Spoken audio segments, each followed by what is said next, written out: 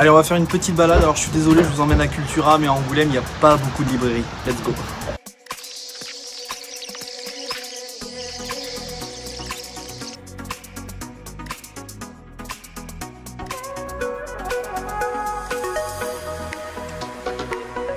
Jujutsu Kaisen, en fait, c'est pas si ouf que ça, hein. Les persos sont vite osef.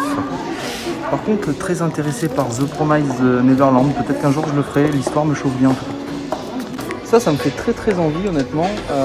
C'est une œuvre en noir et blanc. Alors je suis pas fan du noir et blanc, mais c'est sur des vampires, donc pourquoi pas en vrai. Et il y a aussi Doggy Bag qui est un one shot. Alors déjà la cover elle est vraiment très belle, et surtout les dessins ont l'air tip top. Enfin, en tout cas j'aime beaucoup, moi. J'adore les dessins. Voilà. Ça a l'air vraiment fun. 14,90 €. Je sais pas, vraiment je sais pas. Ce que je vous propose, c'est qu'on aille à Cosmopolite et ensuite on se retrouve à la maison pour faire la review achat.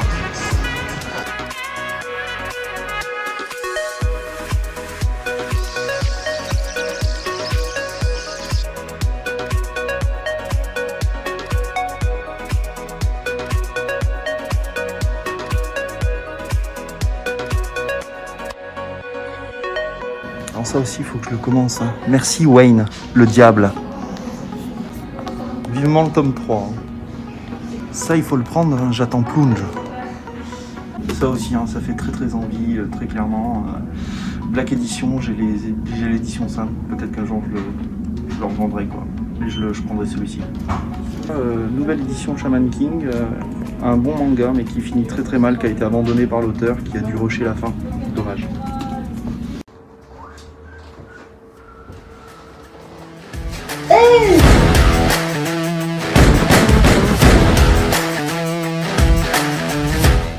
Salut tout le monde, bienvenue dans cette nouvelle review achat du mois de mai. J'espère que vous allez bien et j'espère que la petite balade que vous venez de voir vous a plu. Hein. N'hésitez pas à m'en faire un petit retour en commentaire.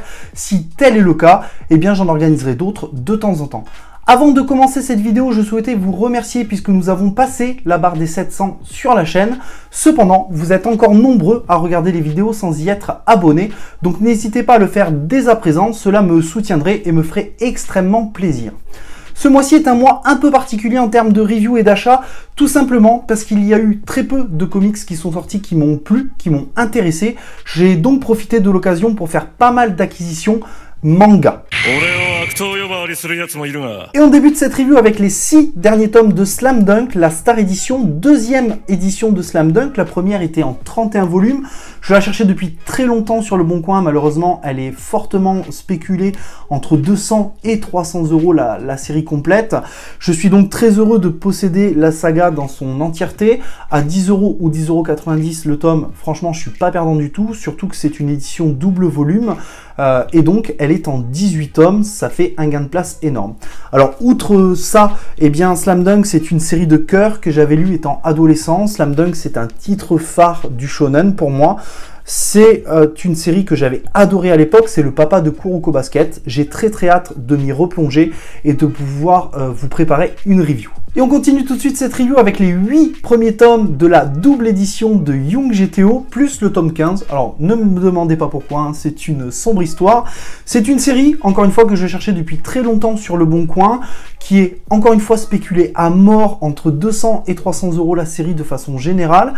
Et, en fin de compte, j'ai contacté Pika via Twitter et Facebook, qui m'a gentiment répondu et qui m'a dit, mais en fait, la série est encore éditée, elle est encore produite, il suffit juste de la commander auprès de votre libraire, tout simplement parce que les libraires ne la mettent plus en rayon puisque ça fait déjà 2 ou 3 ans qu'elle est sortie.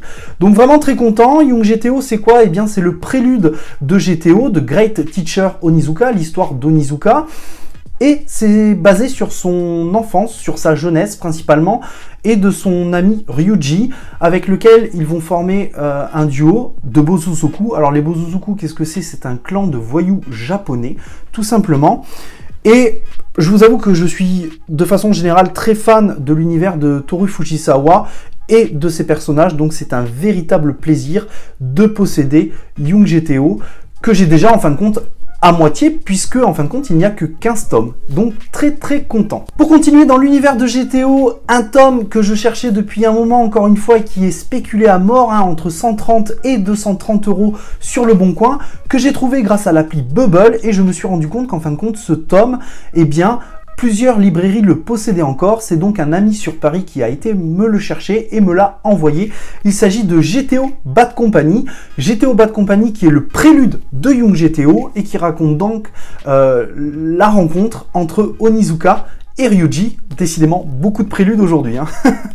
Ça me fait énormément plaisir de l'avoir, tout simplement parce que GTO Bad Company, je pourrais enchaîner ensuite Young GTO, GTO et enfin GTR. Un tome qui, enfin celui-là n'est pas spéculé puisque je l'ai eu à 3,50 € d'occasion et qui raconte une aventure de Ryuji après GTO, puisque Ryuji a été un petit peu mis de côté normalement dans GTO, enfin il apparaît mais très peu de façon générale. Et on verra hein, si c'est dispensable ou pas, mais j'avais envie de me le procurer, hein, comme je vous l'ai dit, je suis très fan de l'univers de Toru Fujisawa. On continue avec les 19 tomes de The Promised Neverland. Alors, je les ai pas tous sortis, hein, ils sont derrière moi, mais j'ai bien pris les 19 tomes d'un coup. Une bonne occasion, honnêtement, 80 € les 19 tomes. C'est une série qui m'a été chaudement recommandée par un ami. C'est un shonen qui raconte l'histoire d'enfants qui sont mis dans un orphelinat et qui vont être livrés à des démons. C'est une histoire d'heroic fantasy, de dark fantasy, et vous me connaissez quand il s'agit de fantasy de façon générale, j'en suis friand. Et enfin, pour terminer l'arc manga, eh bien, j'ai pris les 6 premiers tomes de Demon Slayer dont je suis tombé amoureux de l'animé. C'est encore une fois un shonen qui raconte l'histoire de Tanjiro qui va retrouver sa famille massacrée par des démons et seule sa petite sœur va survivre, mais malheureusement elle sera aussi transformée en démon. Il va donc intégrer le clan des Demon Slayer ou les pourfendeurs de démons en français et va tout faire pour que sa sœur redevienne humaine. C'est un shonen, hein, je vous l'ai dit, dont je suis tombé amoureux de par l'animé. J'ai adoré littéralement et j'attends au minima que le manga soit aussi bon, voire meilleur que l'animé. Je vous en dirai des nouvelles, bien évidemment. On en a terminé avec les mangas, on passe donc au premier achat comics. Il s'agit de The Plot, édité chez iComics, qui sera édité en 2 tomes. Et cette fois, il s'agit d'un comics d'horreur. Et c'est différent de Basketful of Head, dont je vous avais fait la review plus récemment avec la cave du Mills, qui était plutôt un slasher. Ici, c'est bien vendu comme un comics d'horreur entre Lock and Key et Swamp Things. C'est ce qui se dit en tout cas.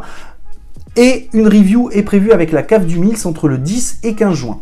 Ce comic nous raconte donc l'histoire d'une famille étrange dans une maison étrange. Je ne vous en dis pas plus, j'en dirai plus lors de la review. Et on continue les achats comics avec le must-have La Dernière Chasse de Craven, Spider-Man, un comics que je cherchais depuis un moment également sur le Bon Coin, qui était pas mal spéculé en termes de tarifs. Donc je suis très content que Panini le réédite, surtout au prix où je l'ai payé, je crois que c'est 15 € ou 15,90 €. C'est une mini-série de Spider-Man qui est censée se lire seule, enfin qui peut se lire seule en tout cas, je vous en dirai des nouvelles dans la prochaine review.